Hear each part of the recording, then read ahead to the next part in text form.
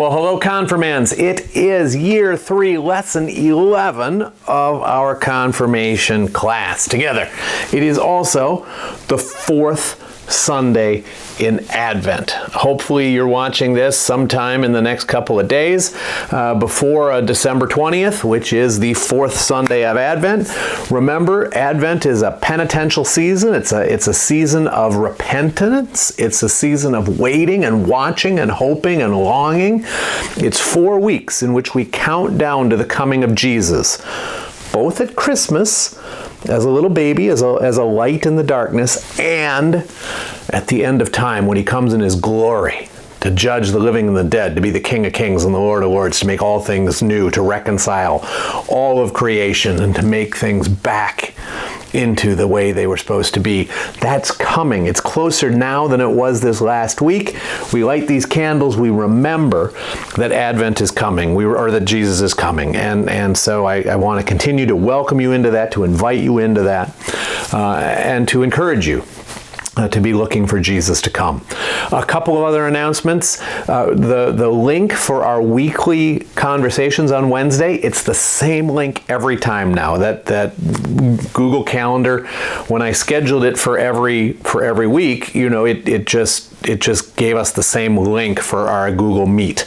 So some of you were puzzled how to get onto the Google Meet. Just look for that last email from me that had the link, the one we used 2 weeks ago, the one we used this last week.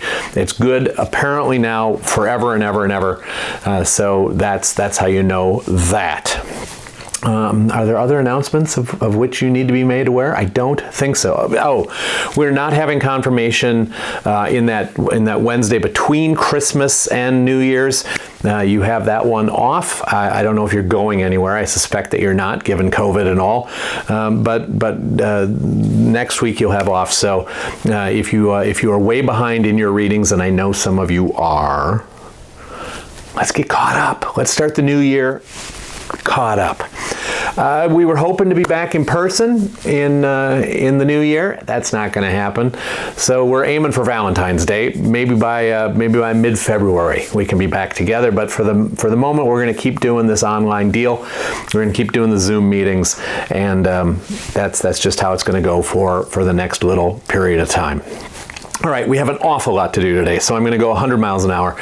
You should definitely print off my teaching notes and be looking at them as we go through, highlighting stuff that you want to respond to or thinking about, because we got to go fast. We got 3 commandments to get through tonight: the 8th, the 9th, and the 10th. All right, so the 8th commandment, you shall not bear false witness against your neighbor.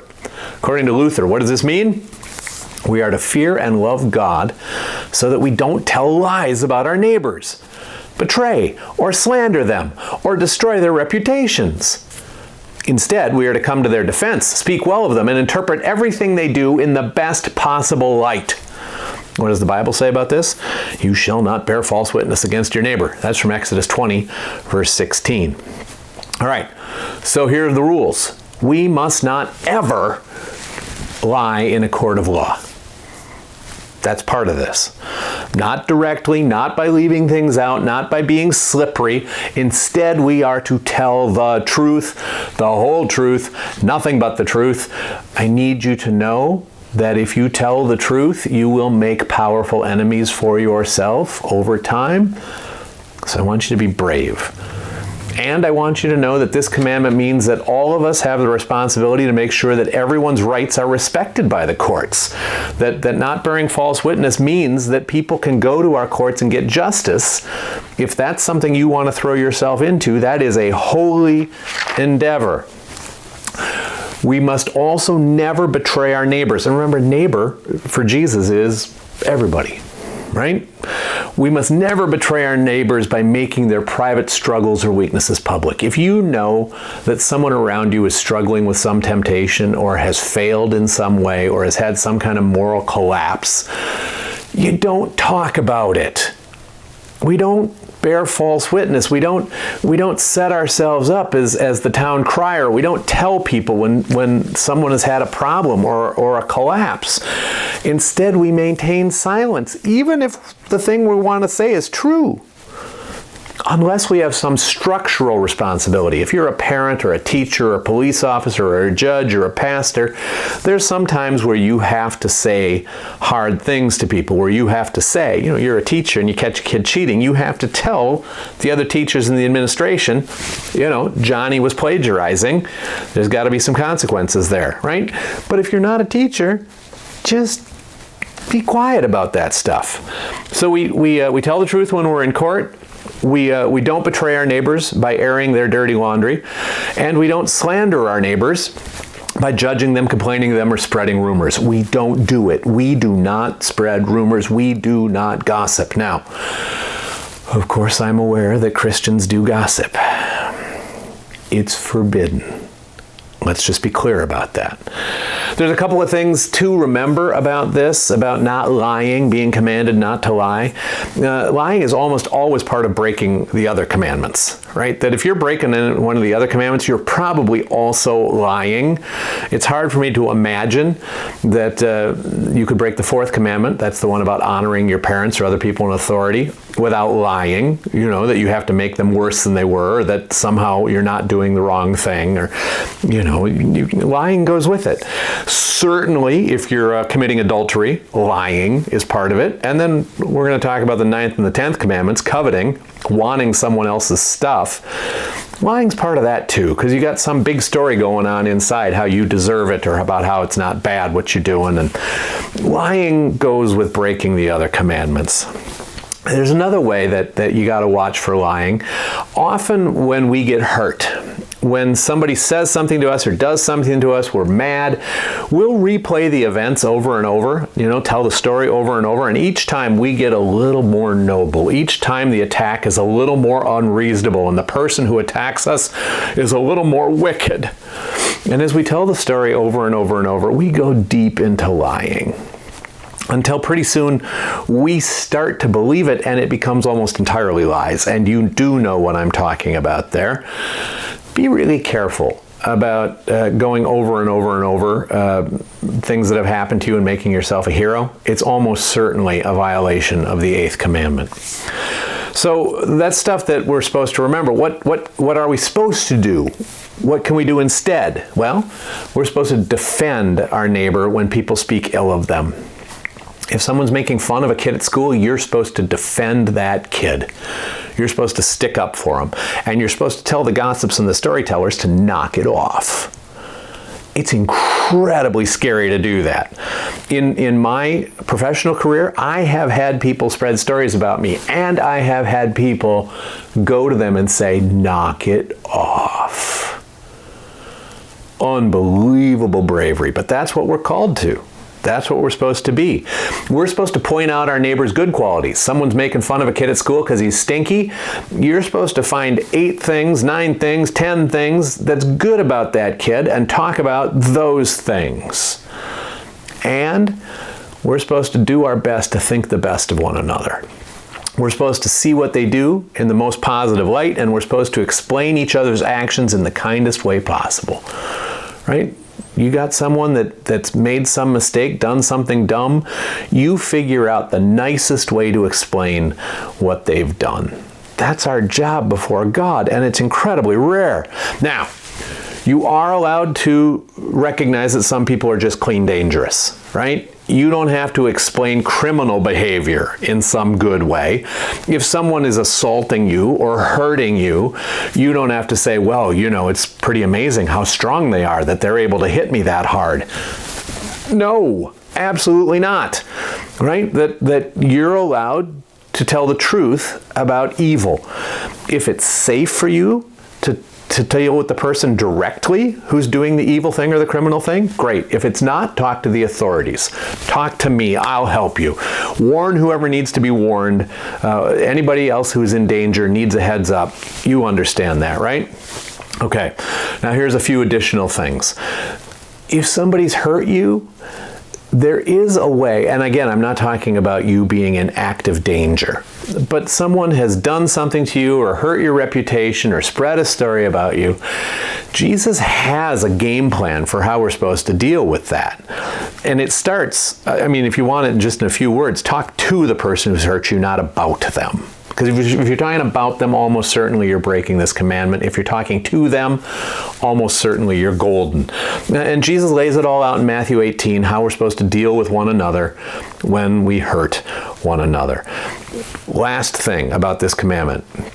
There are some times where you suspend this commandment because to keep it would contribute to something horrible, injustice or harm, right? So the traditional example is if the Nazis ask you where they can find Anne Frank, you have no idea. Anne Frank who? No idea who that is. No idea where you'd find that person.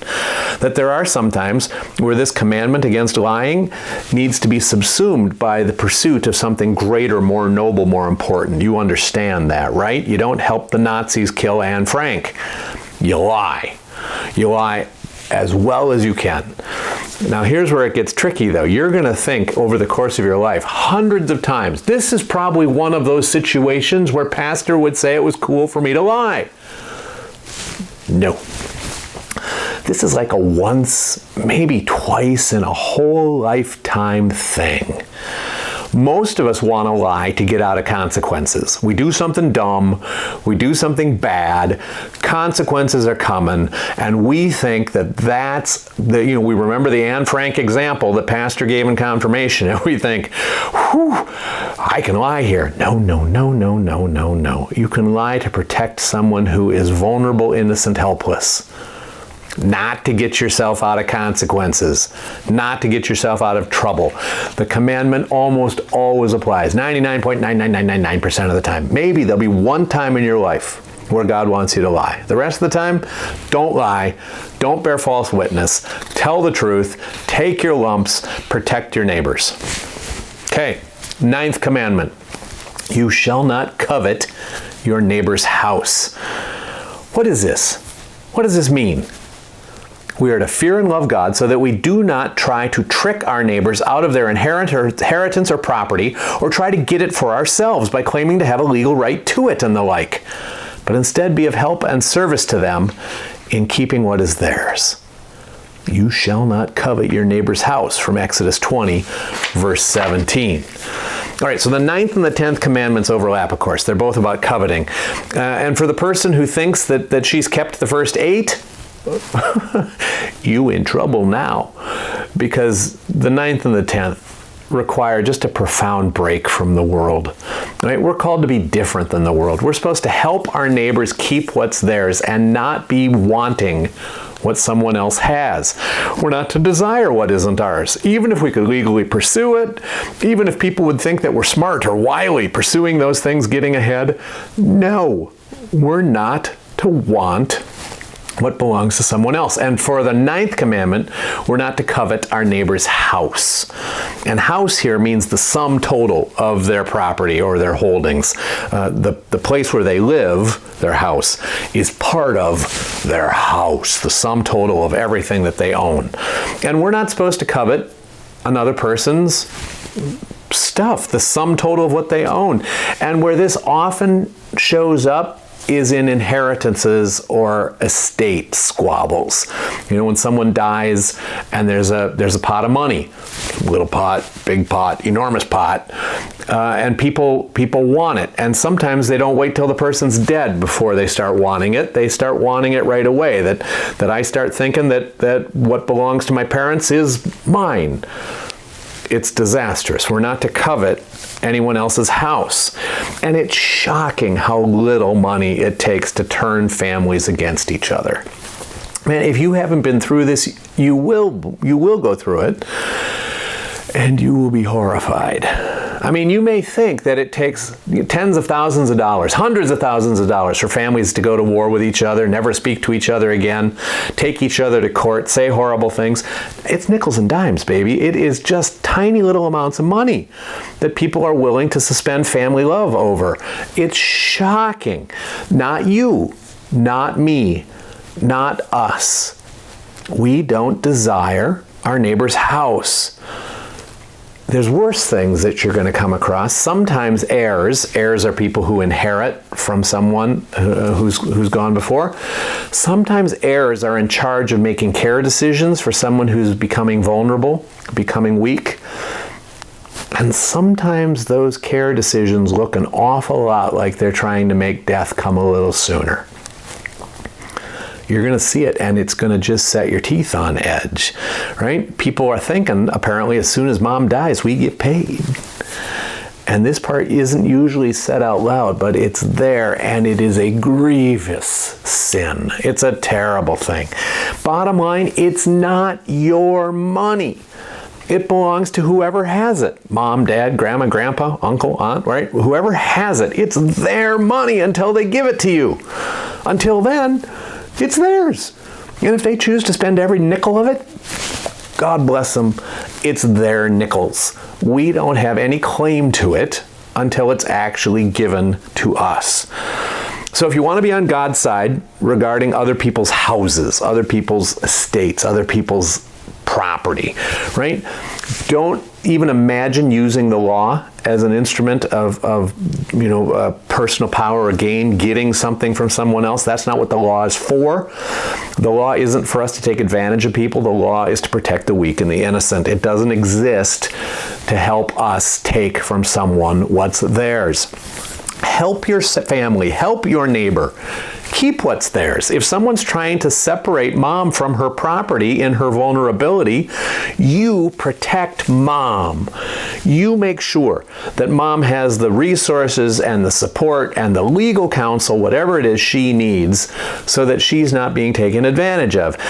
And at the end, if someone else in the family other than you gets the money, rejoice for them. I mean, how is it a bad thing that someone you love gets a blessing? If you and I, if we can't be happy about our family members being blessed, there really is something wrong with us. And this commandment shows us that. There's a couple other things to think about here, of course, that don't apply to you yet, but may someday. If you're ever in a family business or a family farm, have a clear contract as clearly as you can, as early as you can, right? Do it right so that everyone knows, how the business is going to be passed, that people aren't thinking at the end that you're cheating or that you're stealing. Just make it clear. Have the hard conversations. And when you become a parent, don't mess around, dangling inheritances in front of people to try to get them to do what you want them to do, right? Explain your sensibilities, make your decisions, tell people that need to know what your decisions are, and live in honor. That's always what we're supposed to do. All right, 10th commandment. We're not to covet our neighbor's wife or male or female slave or ox or donkey or anything that belongs to our neighbor. What is this? What does this mean?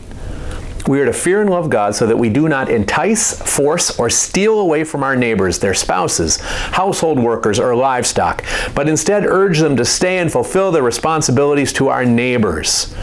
From the Bible, you shall not covet your neighbor's wife, or male or female slave, or ox or donkey, or anything that belongs to your neighbor.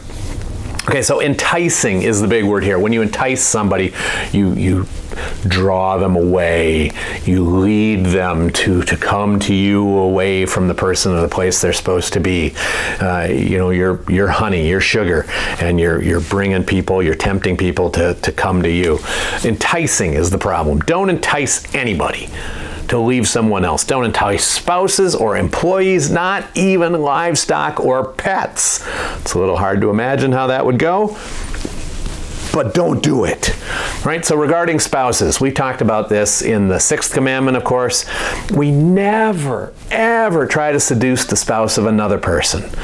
Don't be flirty or witty or available. Just knock it off. Let that marriage be.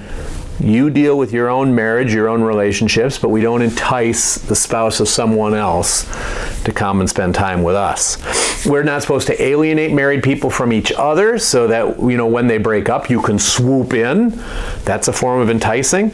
No, we're supposed to protect our neighbors and their marriages and do everything in our power to help their marriages flourish. If you got any questions about this, go back to the 6th commandment and live in that for a while.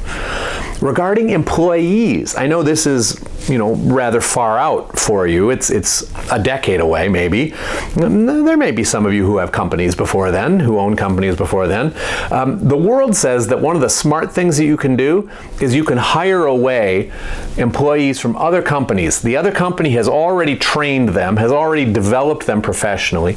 You can watch how they operate, you can watch how they work, and then you can scoop up the best of those employees, which does a couple of things for you. You get well-trained, competent employees right off the bat, and you make it harder for your competitors to survive, which gives you an advantage. Luther, the Bible, the Christian faith says, no. The world might think that's smart. We think it's a violation of the 10th commandment.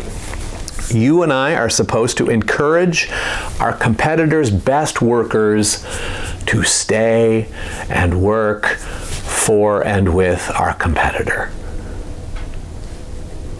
Really. Now, there are some ways that you can honor the 10th commandment and still try to hire that person. Go to your competitor and say, I want to hire Brenda. Brenda is remarkable and I want to hire her. Can we come to an arrangement in which I can hire her away from you? Or you can go to your competitor and say, can I ask Brenda if she's willing to train my people as a side gig? Just be upfront, be open. And if your competitor says, no, Brenda's mine, and Brenda and I are going to do everything we can to put you out of business, that's the way it is. You don't entice your competitor's best workers. This gets kind of weird in the church because the way that the church calls pastors is that we try desperately to hire away good pastors from other churches. And it doesn't occur to many of us that, hey, that might be a problem, that this pastor is working in another community in another church doing stuff. And if we hire her away from that community, what happens to them? Sooner or later, you're going to be on a call committee. Sooner or later, you're going to be part of a church that's calling a pastor. And I want you to be thinking not only about the pastor you want for your church, but what that pastor's doing in the church where he's serving right now. And I want you to care about those other people. I don't want you to get slippery. I don't want you to be selfish. I want you to ask. And help that prospective pastor weigh their two calls, a potential call with you and the call that they're in right now. Right? If this pastor is hesitating, that's not a bad thing. Don't mark them down because they're not eager enough. It's a holy thing that they love the people that they're currently serving, that they feel connected to the church where they currently are. Talk it through with them. Don't punish them. And maybe call the leadership of that other church and say, we think that it would be good for us and for the pastor and for the kingdom of God and maybe for you, for us to explore hiring this pastor away from you. Be open, be honest, be true, be forthright, be honorable. These are the commandments of God. They're given to us so that we know how to live. And they're given to us so that when we fail, we go to Jesus and we ask for forgiveness. I love you like crazy. You are never going to get good at keeping the commandments. I certainly haven't. But together we encourage one another, we remind one another, and we grow in holiness and in grace. I hope you have a great Christmas. I can't wait to see you after Christmas and then in the new year. You be well. Bye-bye.